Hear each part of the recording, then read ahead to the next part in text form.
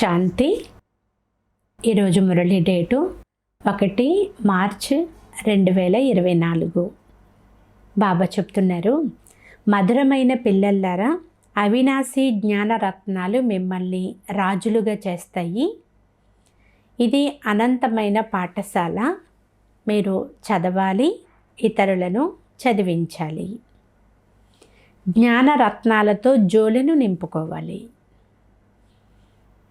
ఈరోజు మురళిలోని ప్రశ్న, ఎటువంటి పిల్లలు అందరికీ ప్రియమనిపిస్తారు? ఉన్నతమైన పదవిని పొందేందుకు ఏ పురుషార్థం అవసరము? సమాధానము, ఎవరైతే తమ జోలెను నింపుకొని అనేక మందికి దానం చేస్తారో వారు అందరికీ ప్రియంగా అనిపిస్తారు. ఉన్నతమైన పదవి కొరకు అనేక మంది ఆశీర్వాదాలు కావాలి. ఇందులో ధనానికి సంబంధించిన విషయం లేదు, కానీ జ్ఞాన ధనము ద్వారా అనేక మందికి కళ్యాణం చేస్తూ ఉండండి. ప్రసన్న చిత్తులు మరియు యోగి పిల్లలే తండ్రి పేరును చాలా ప్రసిద్ధం చేయగలుగుతారు. ఓం శాంతి. ఆత్మిక తండ్రి కూర్చుని ఆత్మిక పిల్లలకు అర్థం చేయిస్తున్నారు. మేము ఇప్పుడు తిరిగి వెళ్ళాలి అని పిల్లలకు తెలుసు. ఇంతకుముందు ఈ విషయం పూర్తిగా తెలియదు. తండ్రి తన పిల్లలకు అర్థం చేయిస్తున్నారు.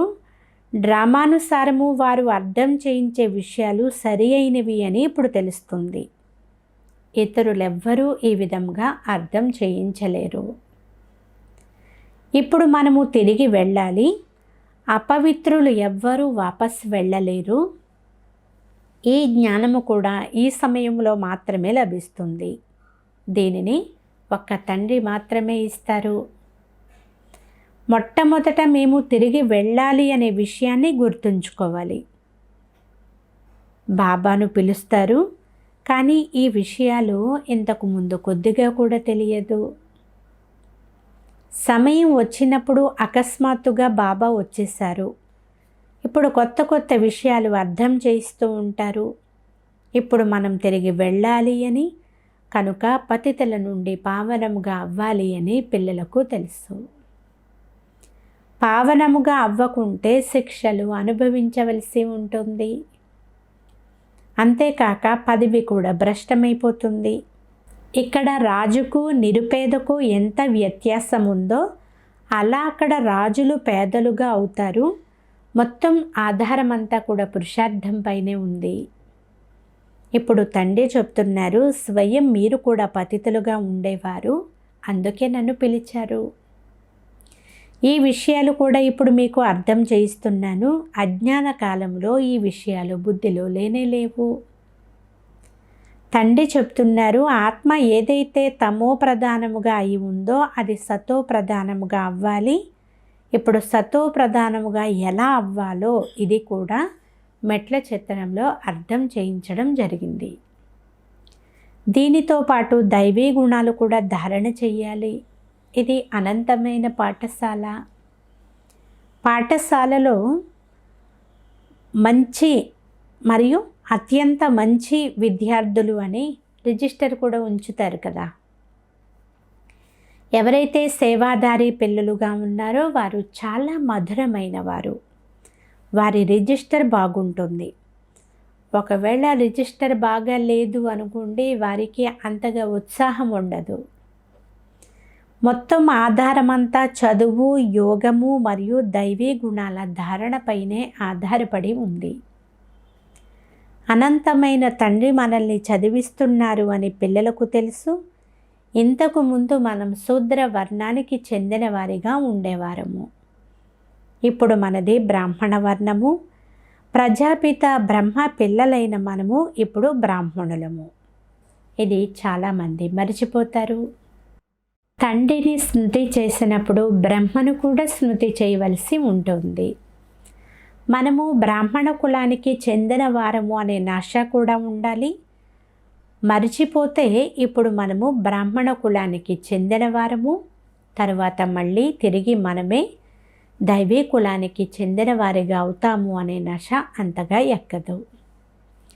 బ్రాహ్మణ కులాన్ని ఎవరు తయారు చేశారు?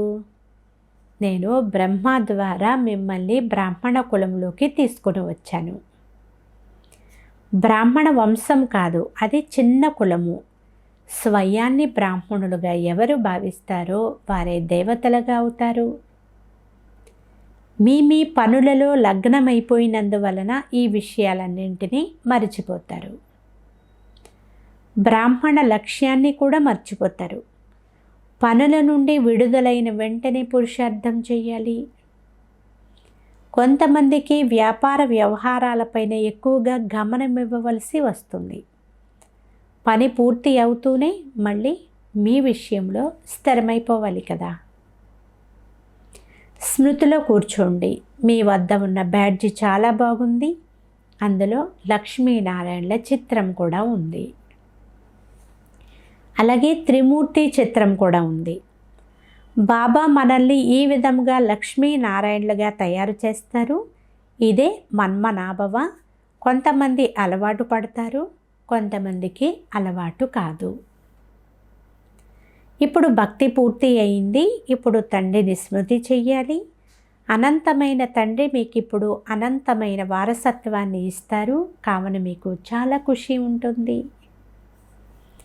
కొంతమందికి మంచి ఆకర్షణ ఏర్పడుతుంది, కొంతమందికి ఇదే లగన్ చాలా తక్కువగా ఉంటుంది.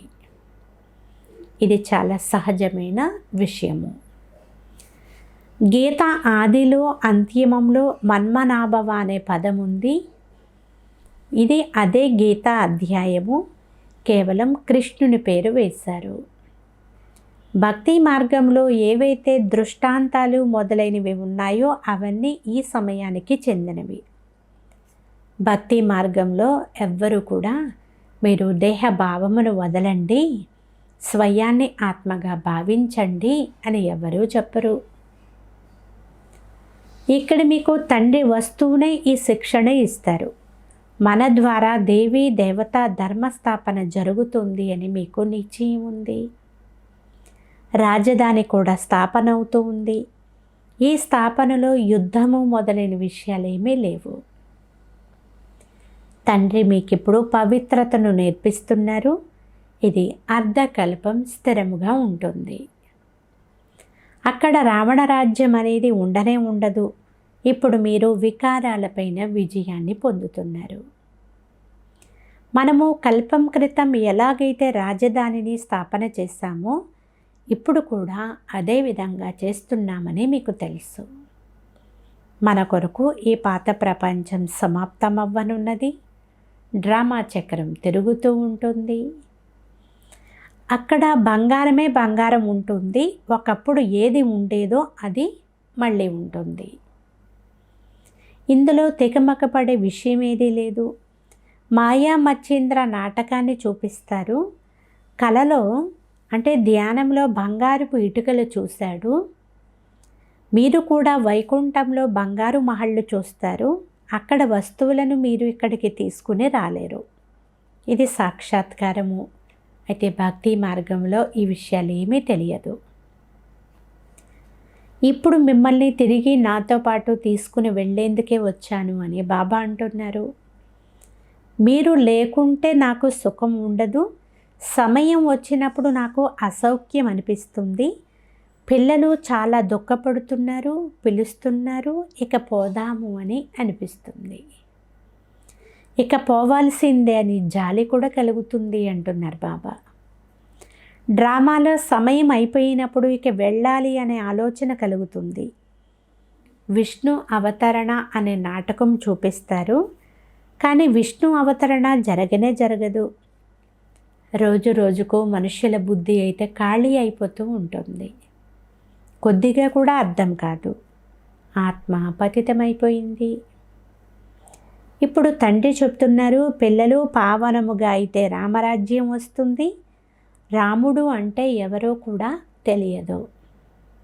ఏ శివుణ్ణి పూజిస్తున్నారో వారిని రాముడు అని అనరు. శివబాబా అనడం శోభిస్తుంది కదా. భక్తి మార్గంలో అయితే ఎలాంటి రసానుభూతి లేదు. ఇప్పుడు మీకు సారం వస్తుంది. తండ్రి స్వయంగా చెప్తున్నారు, మధురమైన పిల్లలు, నేను మిమ్మల్ని తీసుకుని వెళ్ళేందుకు వచ్చాను. మళ్ళీ మీ ఆత్మ అక్కడ నుండి దానంతట అదే సుఖధామంలోకి వెళ్ళిపోతుంది.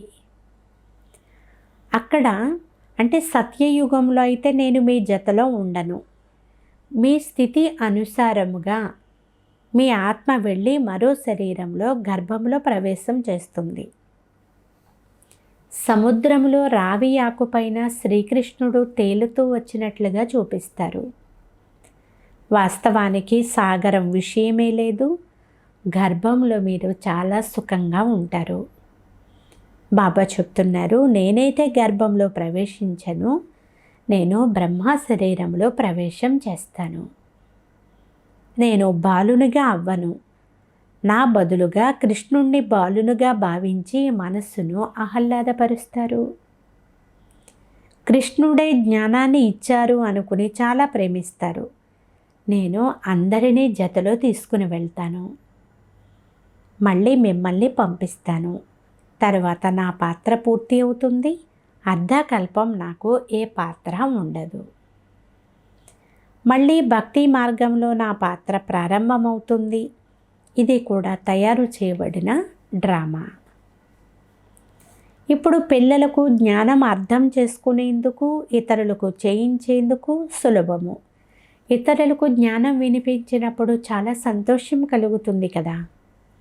అంతేకాదు, మీరు ఉన్నతమైన పదవిని కూడా పొందుతారు. ఇక్కడ కూర్చుని వింటున్నంత వరకు చాలా బాగుంది అని అనిపిస్తుంది. మళ్ళీ వెలుపలికి వెళ్ళగానే మర్చిపోతారు.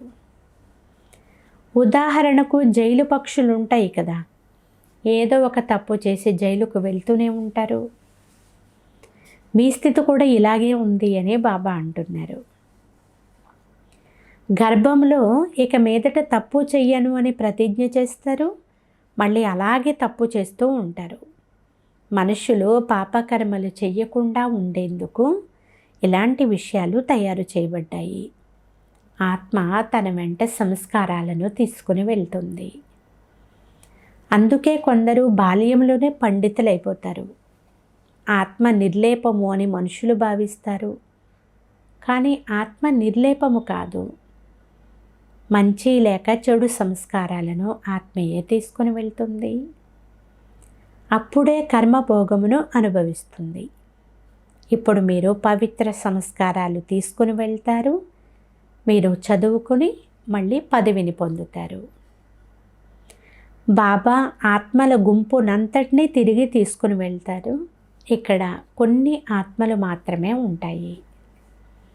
అవి చివరిలో వస్తూ ఉంటాయి. ఏ ఆత్మలైతే చివరిలో రావాలో అవి అక్కడే పరంధామంలో ఉండిపోతాయి. ఇది మాల కదా, నెంబర్ వారీగా తయారవుతూ ఉంటారు. చివరిలో తయారయ్యేవారు స్వర్గంలో కూడా చివరిలోనే వస్తారు. బాబా ఎంత బాగా అర్థం చేయిస్తున్నారు. అయితే కొంతమందికి ధారణ అవుతుంది, కొంతమందికి ధారణ అవ్వదు. స్థితి ఎలా ఉంటుందో పదవి కూడా అలాంటిదే లభిస్తుంది. పిల్లలైన మీరు దయాహృదయులుగా, కళ్యాణకారులుగా అవ్వాలి. డ్రామాయే ఇలా తయారు చేయబడింది. ఎవ్వరిది దోషం లేదు. కల్పం క్రితం ఎంత చదువుకుని ఉంటారో ఇప్పుడు కూడా అంతే చదువుకుంటారు. ఎక్కువగా జరగదు. ఎంత పురుషార్థం చేయించినా వ్యత్యాసమేమీ ఉండదు. ఎవరికైనా వినిపించినప్పుడు వ్యత్యాసం తెలుస్తుంది. నెంబర్ వారీగా ఉండనే ఉన్నారు. రాజు ఎక్కడా, పేద ఎక్కడా? ఈ అవినాశి జ్ఞాన రత్నాలు రాజులుగా చేస్తాయి. పురుషార్థం చెయ్యకపోతే పేదవారిగా అయిపోతారు. ఇది అనంతమైన పాఠశాల. ఇందులో ఫస్ట్, సెకండ్, థర్డ్ కూడా ఉంటారు. భక్తిలో చదువు విషయం ఏదీ లేదు. అదంతా క్రిందకి దిగజారే విషయము. చాలా శోభిస్తూ ఉంటుంది. వీణ వాయిస్తారు, స్తుతి చేస్తారు. కానీ ఇక్కడైతే చాలా శాంతిగా ఉండాలి. భజనలు మొదలైనవేమీ లేవు. మీరు అర్ధకల్పం భక్తి చేశారు. భక్తిలో ఎంత ఆడంబరం ఉంటుంది. అందరికీ వారి వారి పాత్రలైతే ఉన్నాయి కదా. కొంతమంది క్రింద పడిపోతారు, కొంతమంది ఉన్నతిని పొందుతారు. కొంతమంది అదృష్టం బాగుంటుంది, కొంతమందికి తక్కువ భాగ్యం ఉంటుంది. బాబా ఏమో ఏకరస పురుషార్థం చేయిస్తారు. చదువు కూడా ఒక్కటే, టీచరు కూడా ఒక్కరే, మీరందరూ మాస్టర్లే. కొంతమంది పెద్ద మనుషులు మాకు అసలు కొంచెం కూడా తీరిక లేదు అని అంటారు. అప్పుడు మీ ఇంటికి వచ్చి చెప్పమంటారా అని అడగండి. ఎందుకంటే వారికి తమ అహంకారం ఉంటుంది కదా. ఒక్కరిని పట్టుకుంటే ఇతరులపైన కూడా ప్రభావం పడుతుంది. ఒకవేళ ఎవరికైనా వారు ఈ జ్ఞానం బాగుంది అని చెప్తే, అరే వీరికి కూడా బ్రహ్మకుమారిల రంగు పడింది అని అంటారు. అందువలన బాగుంది అని మాత్రం అంటారు. పిల్లలలో మంచి యోగశక్తి ఉండాలి. జ్ఞానము అనే ఖడ్గానికి యోగము అనే పదును ఉండాలి. ప్రసన్న చిత్తులుగా యోగులుగా ఉంటే పేరు ప్రఖ్యాతం చేస్తారు.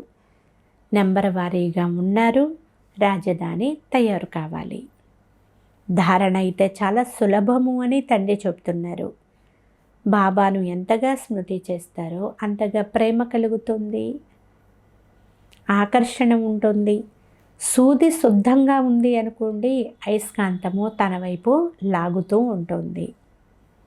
సూది పైన తుప్పు ఉంటే అయస్కాంతం లాక్కోదు. ఇది కూడా అటువంటిదే. మీరు శుభ్రమైపోతే మొదటి నెంబరులోకి వెళ్ళిపోతారు. తండ్రి స్మృతి ద్వారా తుప్పు వదిలిపోతుంది. గురువుగారు మీ సమర్పణ అత్యంత గొప్పది అనే గాయనము ఉంది. అందువలన గురు బ్రహ్మ, గురు విష్ణు అని అంటారు. అచ్చట నిశ్చితార్థం చేయించే గురువు మానవుడు. మీరు శివునితో నిశ్చితార్థం చేసుకున్నారు, బ్రహ్మతో కాదు. కావున శివబాబానే స్మృతి చెయ్యాలి.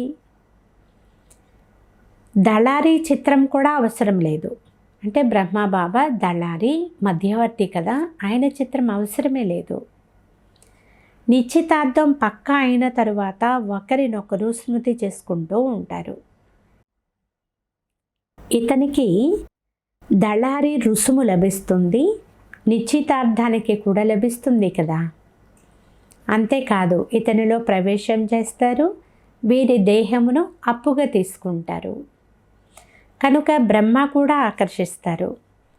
మీరు ఎంత ఎక్కువ మందికి కళ్యాణం చేస్తారో అంత మీకు ఫలితం లభిస్తుంది అని పిల్లలకు కూడా తెలియజేస్తారు. ఇవన్నీ కూడా జ్ఞానానికి సంబంధించిన విషయాలు. ఇతరులకు జ్ఞానము ఇస్తూ ఉంటే ఆశీర్వాదాలు లభిస్తాయి. ఇక్కడ ధనముతో అవసరమే లేదు. మమ్మ వద్ద భలే ధనము లేకున్నా చాలామందికి కళ్యాణం చేశారు. డ్రామాలో ప్రతి ఒక్కరికి పాత్ర ఉంది. కొంతమంది ధనవంతులు ధనమునిస్తారు, కొంతమంది మ్యూజియం నిర్మిస్తారు. దీని వలన చాలామంది ఆశీర్వాదాలు లభిస్తాయి. వారికి మంచి ధనవంతుల పదవి లభిస్తుంది. ధనవంతుల వద్ద అనేక మంది దాసదాసీలు ఉంటారు. ప్రజలలో కూడా ధనవంతుల వద్ద చాలా ధనం ఉంటుంది. వారి నుండి అప్పు తీసుకుంటారు. ధనవంతులుగా అవ్వడం కూడా మంచిదే. అయితే ఇచ్చటి పేదలే అచ్చటి ధనవంతులుగా అవుతారు. ఇక్కడ ధనవంతులకు ధైర్యం ఎక్కడుంది? ఈ బ్రహ్మబాబా అయితే ఒక్క క్షణంలో సర్వస్వాన్ని ఇచ్చేశాడు. ఎవరి చేయి ఇచ్చేదిగా ఉంటే అని అంటారు కదా. బాబా ప్రవేశించిన వెంటనే అన్నిటి నుండి విడిపించారు. కరాచీలో మీరు ఎలా ఉండేవారు? పెద్ద పెద్ద ధనవంతులు, మోటారు కార్లు, బస్సులు మొదలైనవన్నీ ఉండేవి. ఇప్పుడు తండ్రి చెప్తున్నారు, ఆత్మాభిమానులుగా అవ్వండి. భగవంతుడే చదివిస్తున్నారు అంటే మనకు ఎంత నష ఎక్కి ఉండాలి. తండ్రి మీకు అంతులేని ఖజానాను ఇస్తున్నారు. మీరు ధారణ చెయ్యరు, తీసుకునే ధైర్యం లేదు, శ్రీమతాన్ని అనుసరించరు. తండ్రి చెప్తున్నారు, పిల్లలు మీ జోలెను నింపుకోండి. వారు శంకరుని ముందుకు వెళ్ళి జోలె నింపమంటారు. బాబా ఇచ్చట అనేక మంది జోలెను నింపుతూ ఉంటారు. వెలుపలికి వెళ్ళగానే జోలె ఖాళీ అయిపోతుంది. తండ్రి చెప్తున్నారు, మీకు చాలా గొప్ప ఖజానాలు ఇస్తాను, జ్ఞాన రత్నాలతో మీ జోలెను నింపి నింపి ఇస్తాను. అలా ఇస్తున్నా తమ జోలెను నింపుకునేవారు నెంబరవారీగా ఉన్నారు. మీరు మళ్ళీ దానం కూడా చేస్తారు, అందరికీ ప్రియముగా కూడా ఉంటారు. అసలు మీ వద్దనే ఏమీ లేదు అనుకోండి, ఇతరులకు ఏమిస్తారు? 84 జన్మల చక్రమును మీరు బాగా అర్థం చేసుకుని ఇతరులకు అర్థం చేయించాలి. అయితే యోగము కొరకు శ్రమించాలి. ఇప్పుడు మీరు యుద్ధ మైదానంలో ఉన్నారు. మాయపైన విజయం పొందుకునేందుకు మీరు యుద్ధం చేస్తారు. ఉత్తీర్ణులుగా అవ్వకపోతే చంద్రవంశంలోకి వెళ్ళిపోతారు. ఇది అర్థం చేసుకునే విషయము. పిల్లలకు అపారమైన ఖుషి ఉండాలి. బాబా, మీరు మాకు ఎంత గొప్ప వారసత్వాన్ని ఇస్తున్నారు. లేస్తూ కూర్చుంటూ కూడా బుద్ధిలో రోజంతా ఇదే ఉండాలి. అప్పుడే ధారణ అవుతుంది. ముఖ్యమైనది యోగము. యోగము ద్వారానే పూర్తి విశ్వాన్ని పవిత్రముగా చేస్తారు. జ్ఞానము అనుసారముగా మీరు రాజ్య పాలన చేస్తారు. ఇక్కడ ధనము మొదలైనవన్నీ మట్టిలో కలిసిపోతాయి. అయితే ఈ అవినాశీ సంపాదన మాత్రం మీ తోడుగా వస్తుంది. ఎవరు తెలివి కలవారిగా ఉంటారో వారు బాబా నుండి పూర్తి వారసత్వాన్ని తీసుకుంటాము అని అంటారు. భాగ్యంలో లేదు అనుకోండి, చాలా చిన్న పదవిని అంటే పైసా పదవిని పొందుకుంటారు. అచ్చా, మధురాతి మధురమైన అపురూపమైన పిల్లలకు మాతాపిత బాప్దాదాల ప్రియ స్మృతులు మరియు గుడ్ మార్నింగ్. ఆత్మిక పిల్లలకు ఆత్మిక తండ్రి నమస్తే. ఆత్మీయ తండ్రికి ఆత్మీయ పిల్లల యొక్క ప్రియ స్మృతులు గుడ్ మార్నింగ్. నమస్తే నమస్తే నమస్తే. ధారణ కొరకు ముఖ్య సారము. ఫస్ట్ పాయింట్, మీ చదువు రిజిస్టరును, దైవీ గుణాల రిజిస్టరును సరిగ్గా ఉంచుకోవాలి. చాలా చాలా మధురంగా తయారు కావాలి. మనము బ్రహ్మ ముఖ వంశావళి బ్రాహ్మణులము అనే నషాలో ఉండాలి. సెకండ్ పాయింట్, సర్వుల ప్రేమ ఆశీర్వాదాలను ప్రాప్తి చేసుకునేందుకు మీ జోలెను అవినాశీ రత్నాలతో నింపుకొని దానమివ్వాలి. చాలామంది కళ్యాణం చేయడానికి మీరు నిమిత్తం అవ్వాలి. ఈరోజు వరదానము, ప్రతి కర్మలో తండ్రి జతలో రకరకాల సంబంధాలతో స్మృతి స్వరూపులుగా అయ్యే శ్రేష్ఠ భాగ్యశాలి భవ. సారాంశము, మొత్తం రోజంతటిలో ప్రతి కర్మలో భగవంతుణ్ణి ఒకసారి సకుడు లేక సఖీ రూపాన్ని, ఒకసారి జీవిత భాగస్వామి రూపాన్ని, ఒకసారి అతి ప్రియమైన పుత్రుడి రూపాన్ని, ఎప్పుడైనా మనసు వ్యాకులంగా ఉంటే సర్వశక్తివాన స్వరూపంతో మాస్టర్ సర్వశక్తివాని స్మృతి స్వరూపాన్ని ఉత్పన్నం చేసుకుంటే మనసు సంతోషంగా ఉంటుంది. అంతేకాదు తండ్రి తోడును స్వతహాగానే అనుభవం చేస్తారు. తరువాత ఈ బ్రాహ్మణ జీవితం సదా అమూల్యమైనదిగా శ్రేష్ఠ భాగ్యశాలిగా అనుభవం అవుతూ ఉంటుంది.